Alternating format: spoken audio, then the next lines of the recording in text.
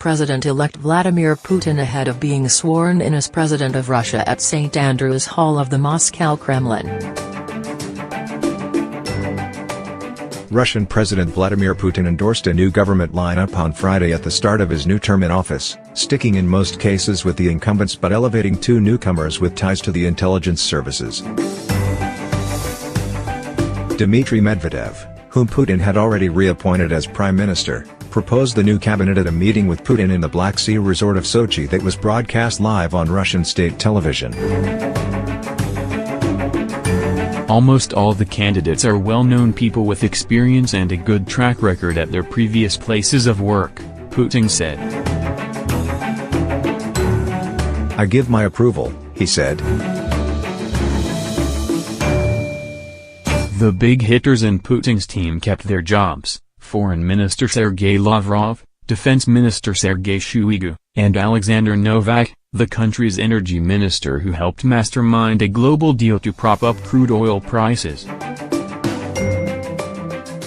Maxim Oreshkin, appointed economy minister in late 2016, will retain his job, as will trade and industry minister Denis Manturov, and sports minister Pavel Kolobkov. Medvedev named Yevgeny Zinichev, who served as Deputy Director of Federal Security Service, FSB, as the new emergency minister.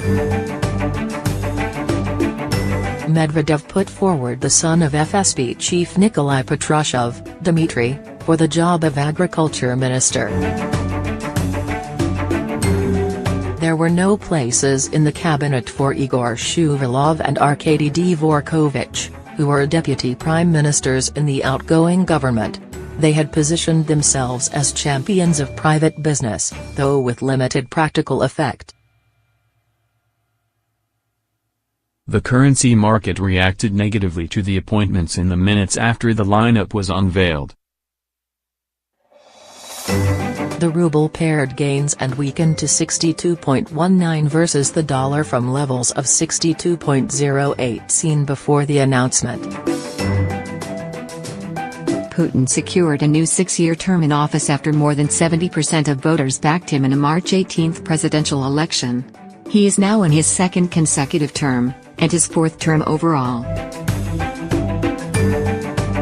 Putin was sworn in for the new term in early May, and signaled he would keep faith with a policy direction that, among other things, has brought Russia into conflict with the West.